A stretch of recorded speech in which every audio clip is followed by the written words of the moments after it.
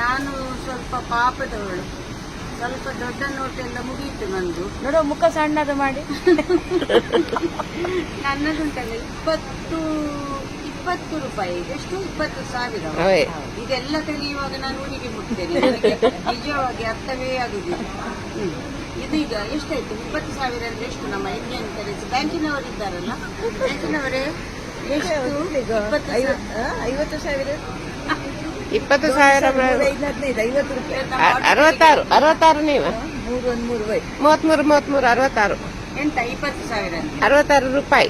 ಹೌದಾ? 20,000 20 ರೂಪಾಯಿ ನಾನು 20 ಮಾಡಿ 20,000 66 ಇದಕ್ಕೆ ಕರೆಕ್ಟ್ 66 ರೂಪಾಯಿ ನೋಡಿ. 66 50 ಊರಿನಲ್ಲಿ 1.5 ಬೊಂಡ ಸಿಗ್ತದೆ.